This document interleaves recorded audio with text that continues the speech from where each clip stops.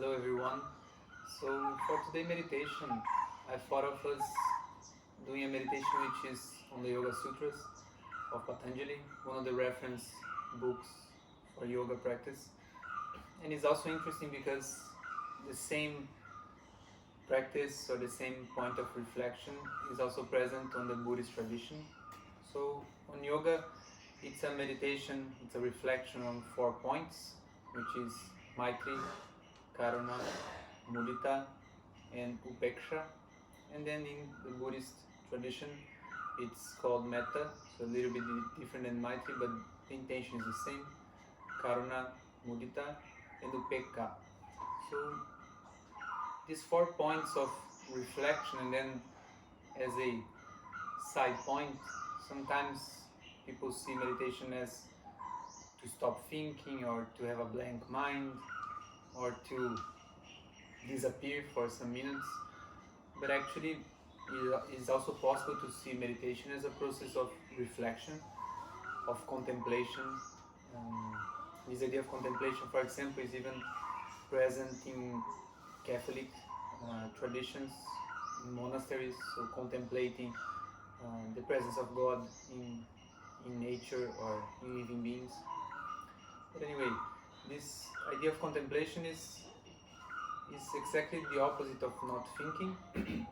So you're going to be reflecting on something, you're going to be considering aspects of a specific object or idea or image.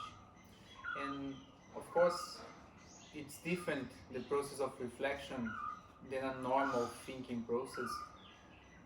Because in the process of reflection, first we are calm. So in every meditation we are not looking to be more agitated, we are looking to feel more calm, with a more clear, more stable sense of presence, more clear and stable sense of awareness, that we can choose what to focus on. Is not just random thoughts or random memories coming into place, or random imagination and ideas of the future, etc. So it's actually in the process of contemplation we feel calm, we choose something to reflect on, we choose something to think about, and because we are feeling calm and we chose a specific thing that is important to us, we allow our attention or insight to keep moving around the same subject. So the idea is, by contemplation you get to know something better. Through applying, let's say, energy of this process of meditation, of applying focus in a relaxed way to something, you get to know something better. So you get to develop a relationship, let's say, with that object, so you get to know it better.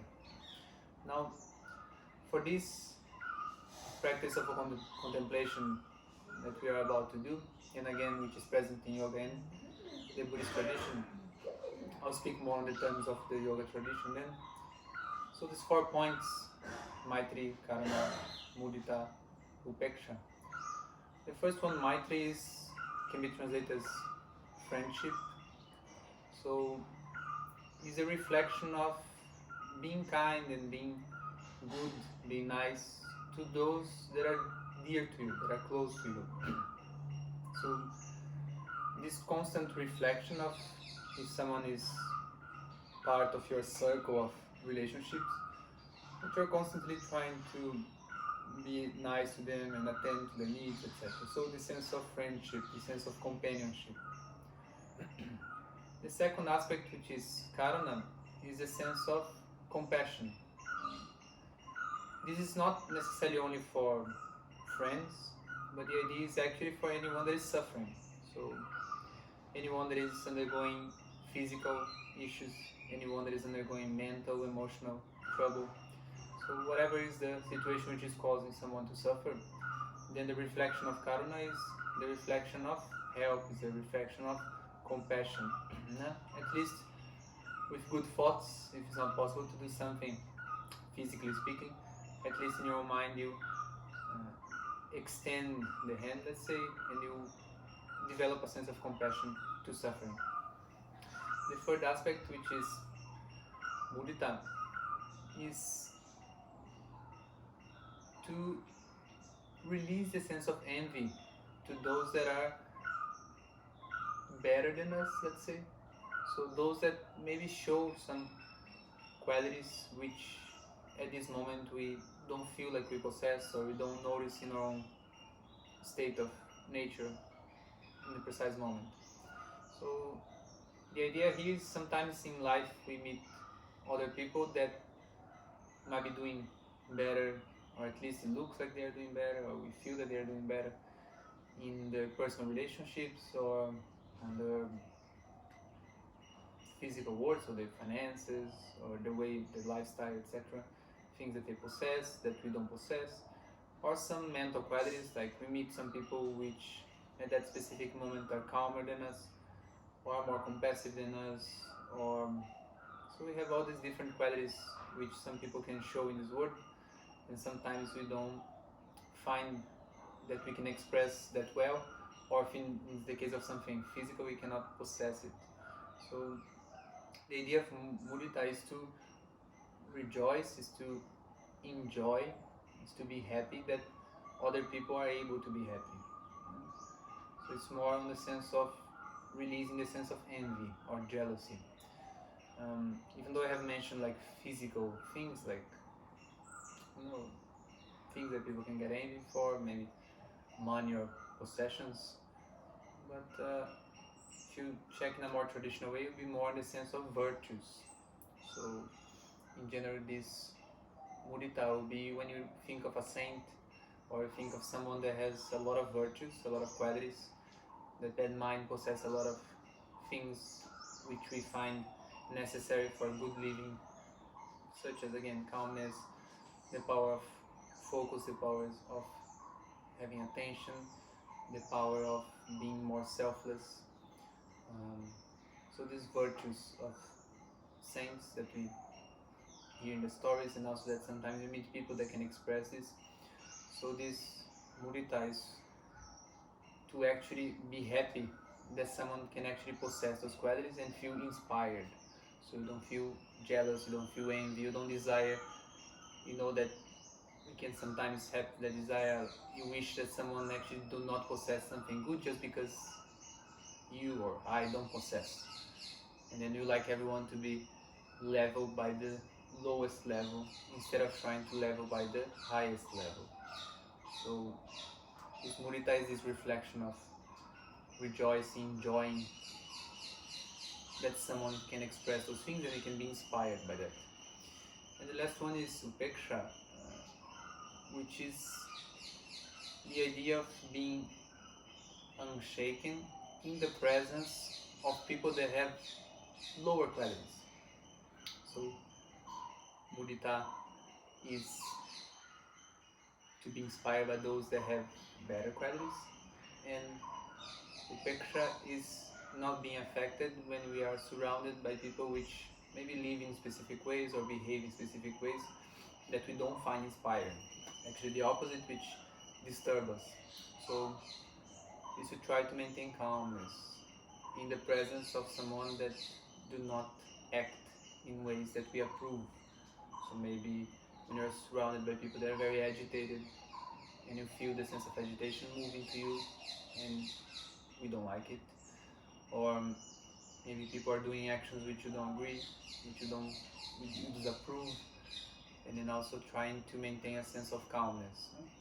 The idea is not to accept everything. The idea is not to just develop that line of thinking, oh, that's the way it is.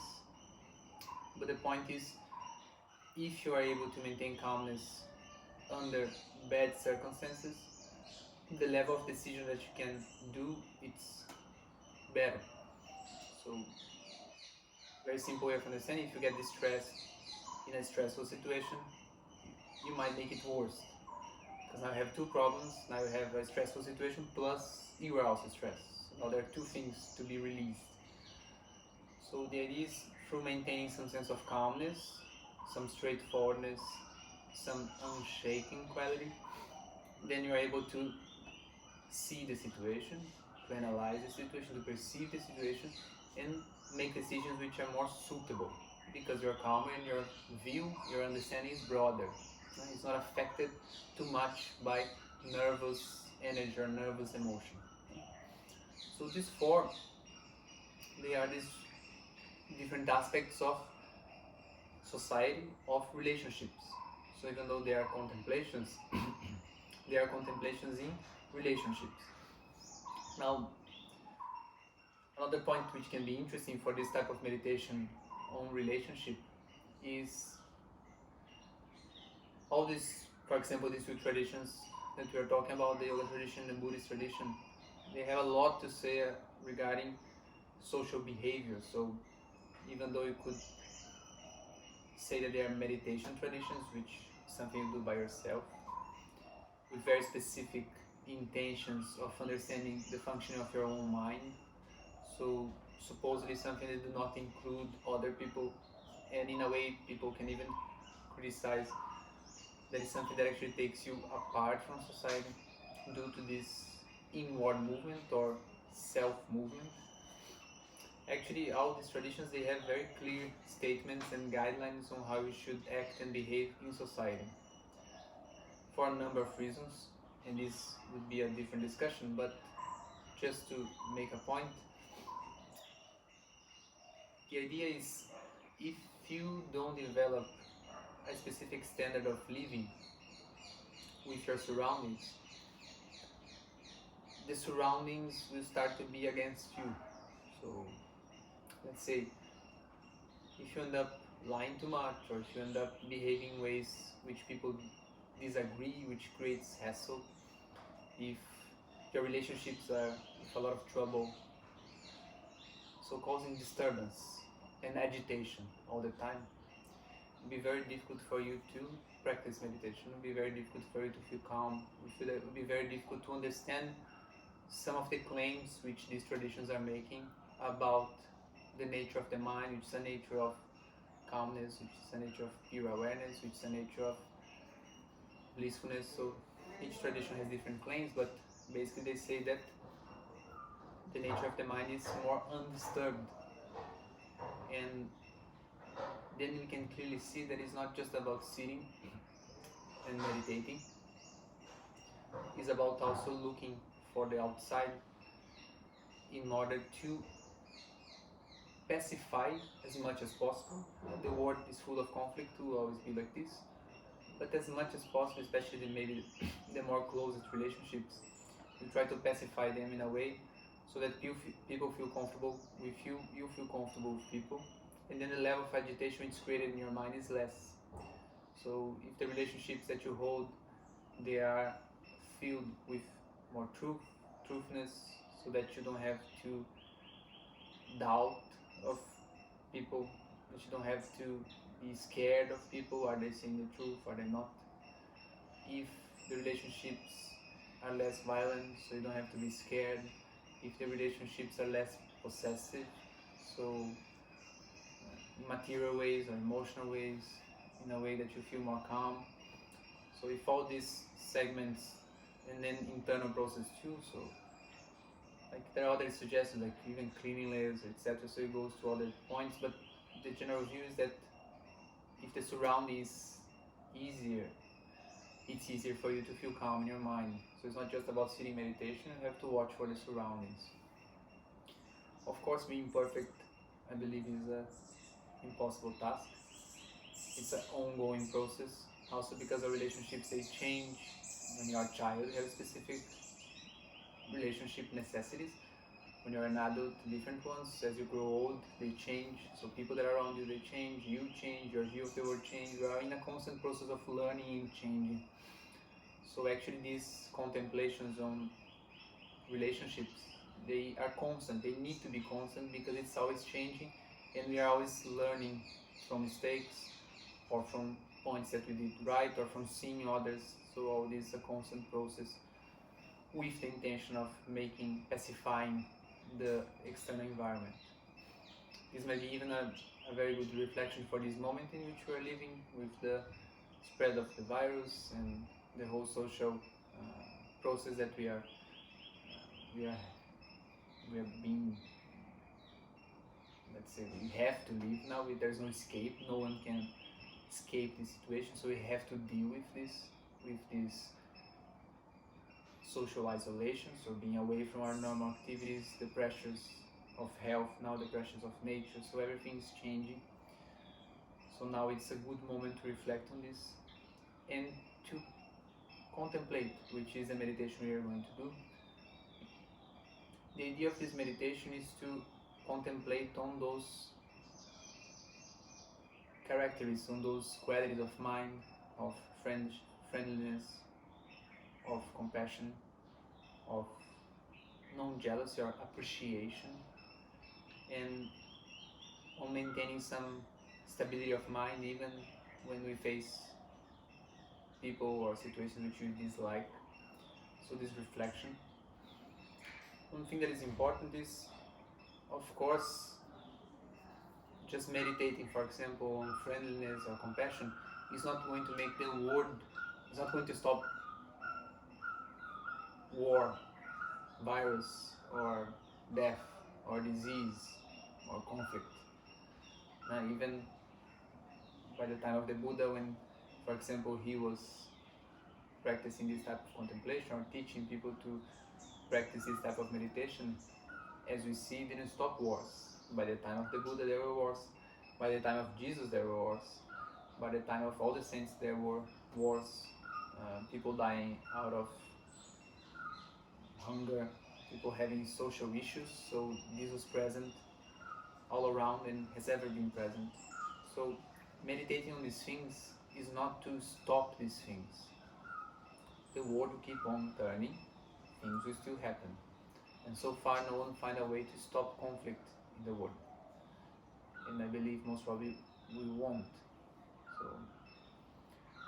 but at least on your own mind, if you nourish specific patterns of thinking, so instead of having negative views, or instead of focusing always on negative aspects of relationships, of society, of life, at least you take some time to nourish the opposite. So you reflect on friendliness, you reflect on compassion, you reflect on being calm in the face of issues. Again, this won't change the situation, but it might change your perception of that, and it might change the pattern of thinking which you nourish. In the end, mind works by repetition. The more you repeat something, more tendencies for that to happen again in a very natural and spontaneous way. So our personality is like that. We keep repeating, talking in a specific way, behaving in a specific way, and then you start naturally being like that without even noticing. So mind works by repetition, and we can feel this repetition by doing it more. So if on your own mind you take more time to nourish these ways of seeing things, of thinking about people, of thinking about situations, they might nourish these positive aspects, and you get more used to see things like that. Conflicts will still be there, but on your own mind, other ways were nourished.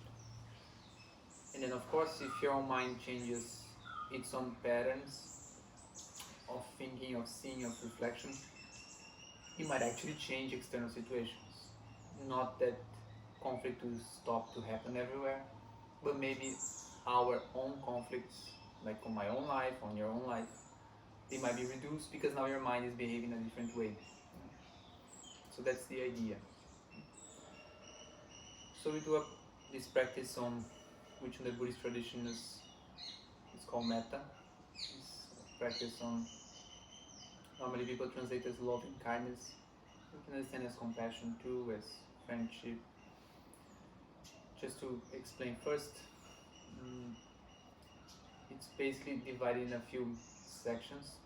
We use visualization, so we visualize people and people we know, and even we sense people that we don't know, so you understand as we do it.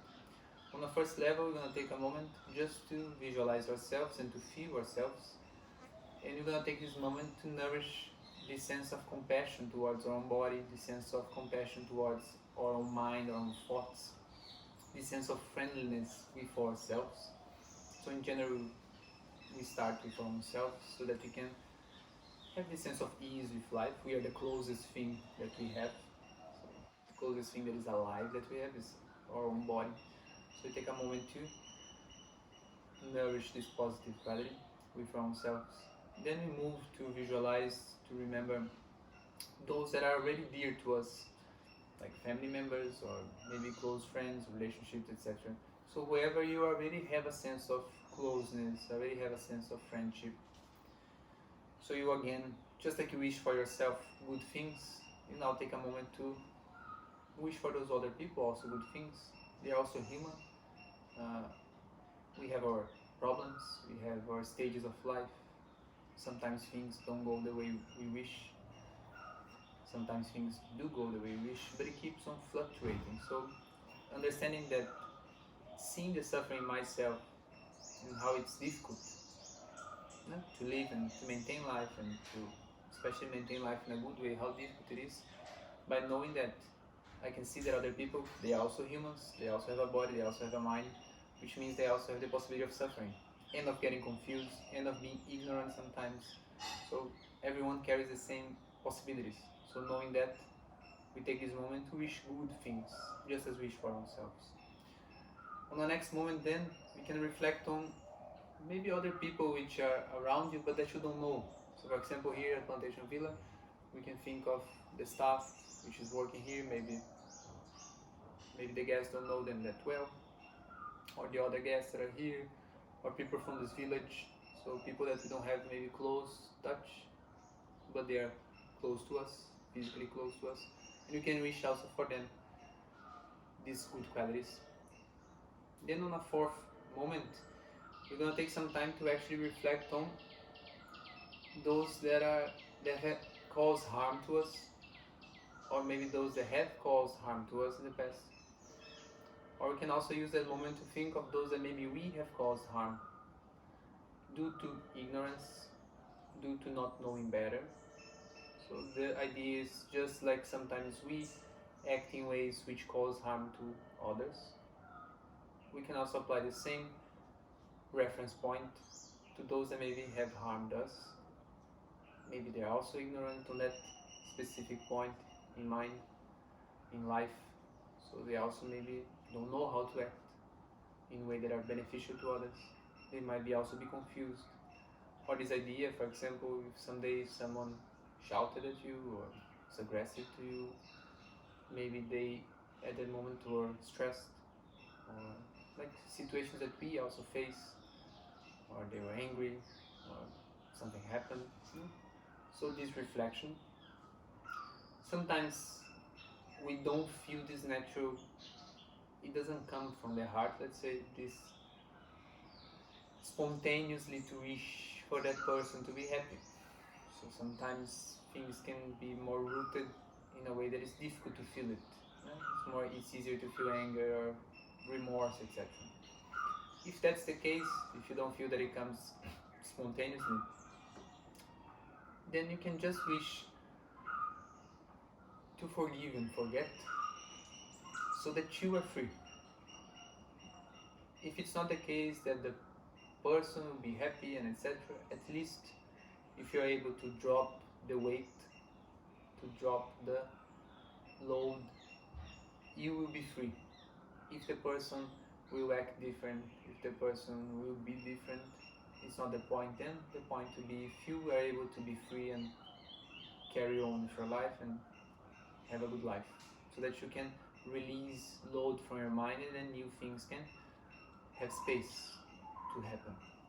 So if that's the case, that at that moment compassion doesn't arise, then you have compassion to your own self.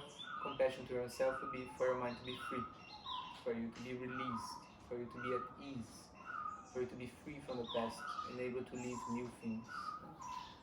Because always, remorse or anger, etc., in the end they happen to us, even though we might be wishing bad for others. Who is actually experiencing that anger at that moment, that remorse, that sadness, is actually us, whoever is thinking on those lines. So these are, through reflection arises the sense of compassion to yourself, because you feel that it's not suitable for you to experience a good life. So then you can change from the compassion to someone, you can change to yourself again.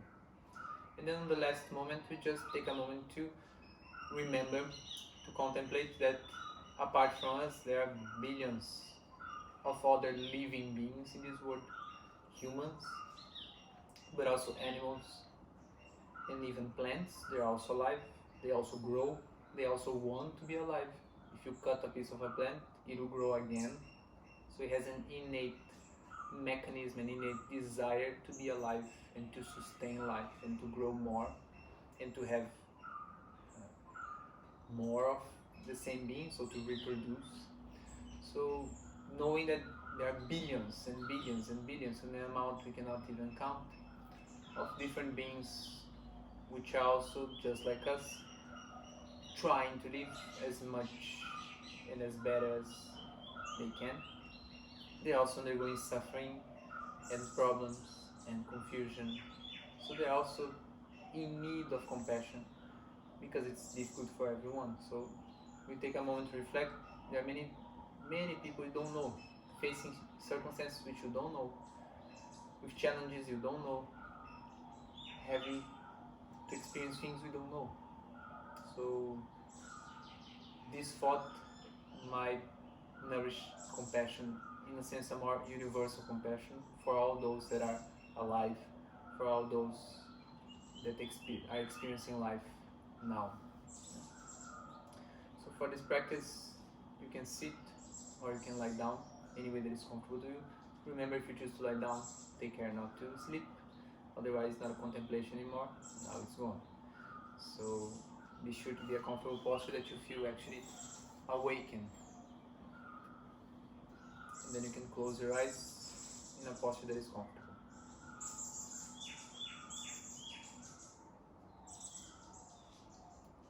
Before we actually start the specific contemplation, I would like you to establish one idea on your mind, so one thought. This idea is, for these few minutes of this practice, it doesn't matter whatever you have done that brought you to this moment. So anything that you are doing before in your past, and also for the minutes of this practice, it doesn't matter what you're gonna do after. So you have a sense of there's a break, and for this moment you don't care whatever has happened, and you don't care whatever is gonna happen that you have to do after here. So establish this intention, this idea.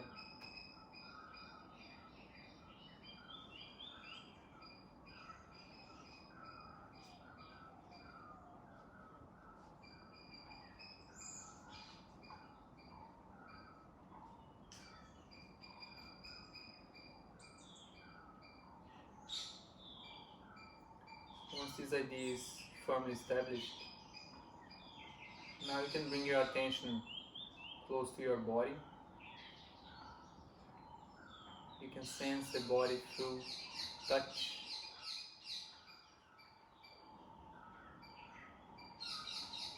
The temperature, touch of your clothes, touch of the air.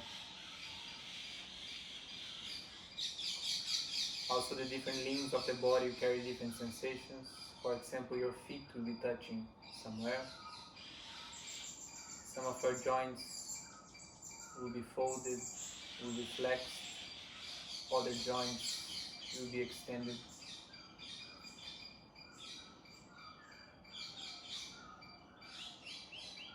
Some parts of your body might feel very comfortable, at ease. Some other parts might feel a little bit more tense. For this moment, any sensation is fine. You're not aiming to change anything about your body. You're just acknowledging where you are, where the body is, the sensations which are happening now.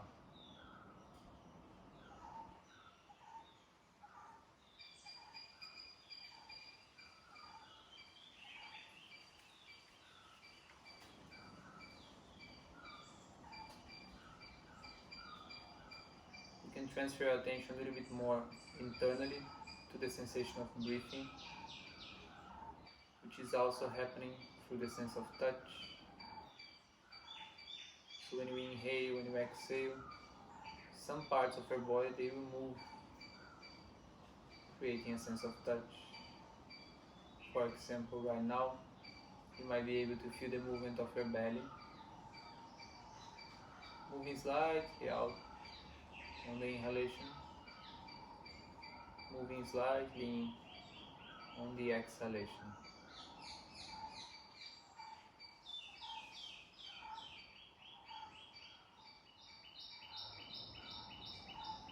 Just as you did with your body, remember you're not trying to change anything now. You're just enjoying how it is to have a pause and experience what's happening.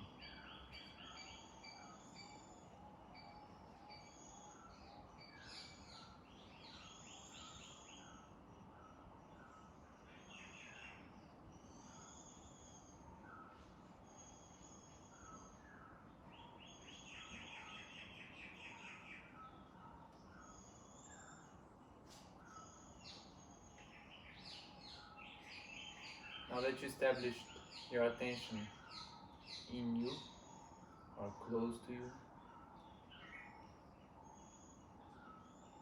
take this next moment to visualize yourself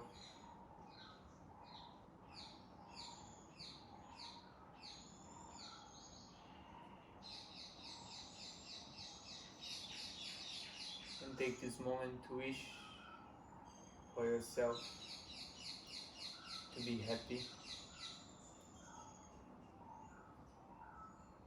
to be well nourished, to be healthy,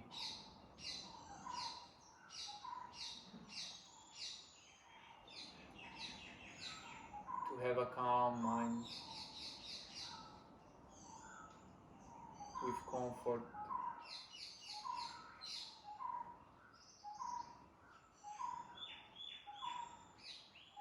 to be truly free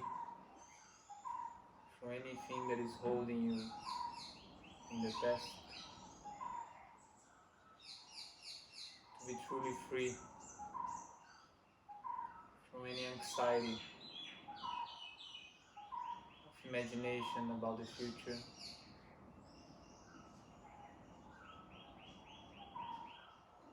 to be free from any attachment which is unhealthy, to be in peace with yourself,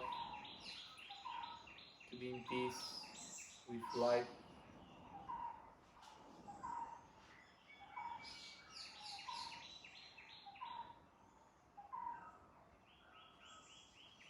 and to wish any other quality that you find good to you.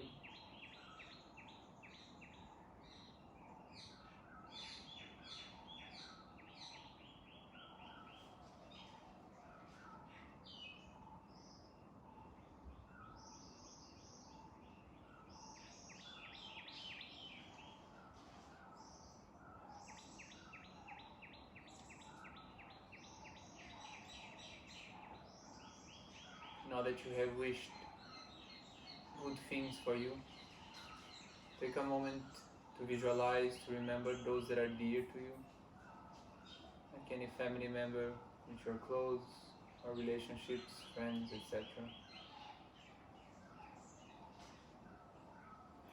And just as you would wish for you to have a good life, you can also use this moment to wish for those that are dear to you to be happy wherever they are, to be well nourished and healthy. In case they are unhealthy, may they be able to find proper medicine and proper attention and care.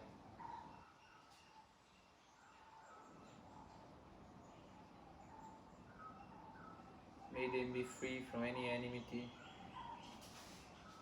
from any trouble. May them be at ease with their surroundings, with their relationships. May them be truly free from any attachment, anything that is holding them. May their minds be in peace.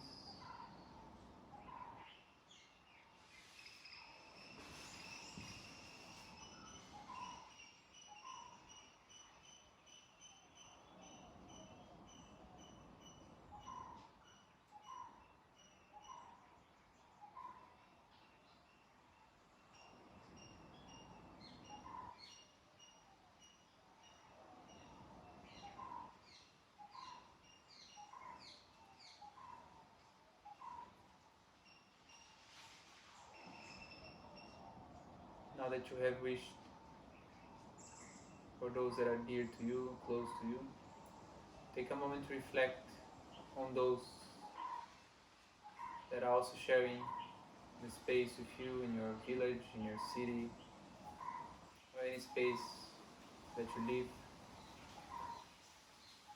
And even if you don't know them that well, knowing that they're also alive, capable of experiencing good and bad things.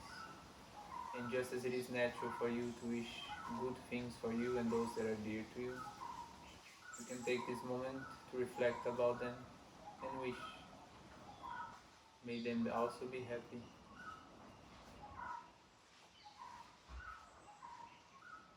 May them be healthy, free from any suffering.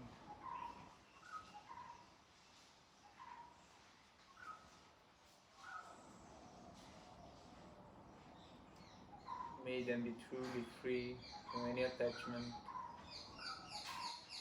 May their minds be content, relaxed, with a sense of space and calmness.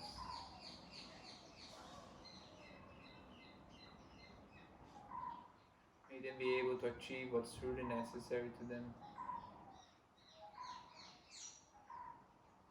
May them be in peace.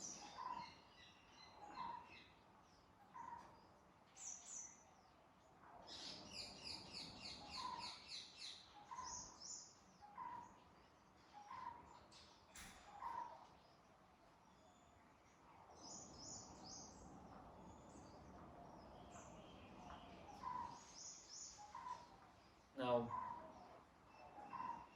take a moment to reflect on those that may have hurt you in the past, or those that maybe you have hurt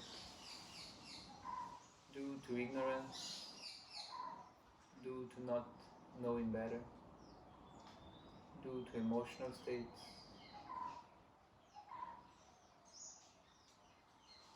With this understanding, if it's possible, you can also wish for them to be happy,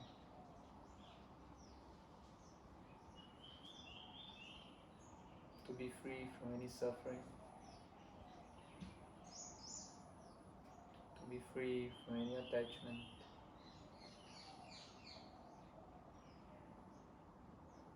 To be calm, in peace.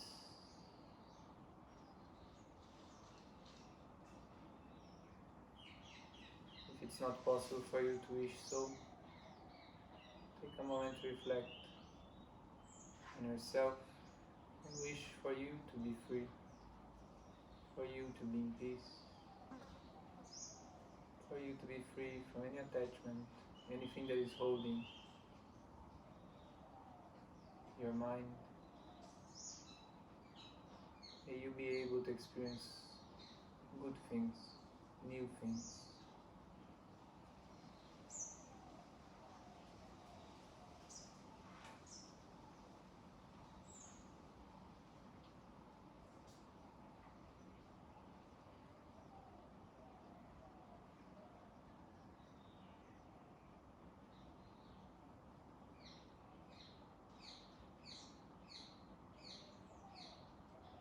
Take a moment now to reflect on all different living beings, so all humans in this world,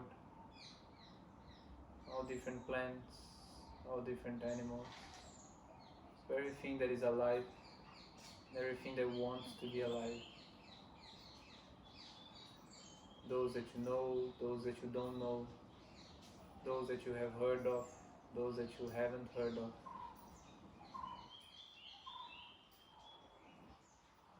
And just as it's natural to wish for you, take a moment to wish, may all living beings be happy. May all living beings be healthy. May all living beings be truly free, free from any attachment, free from any suffering. May all living beings be in peace.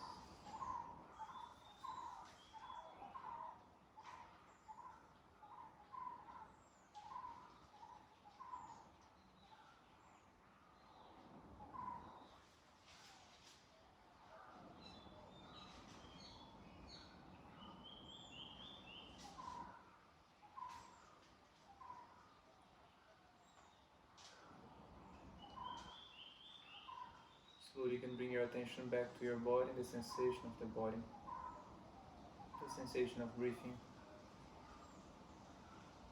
the sensation of being alive.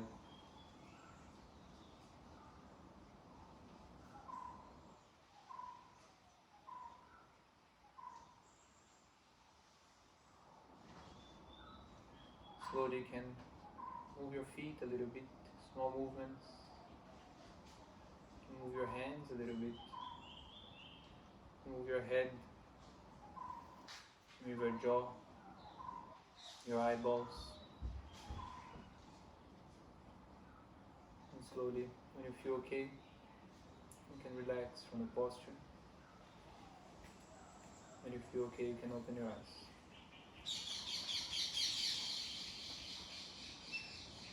So this is a very simple practice. Again, remember, it doesn't mean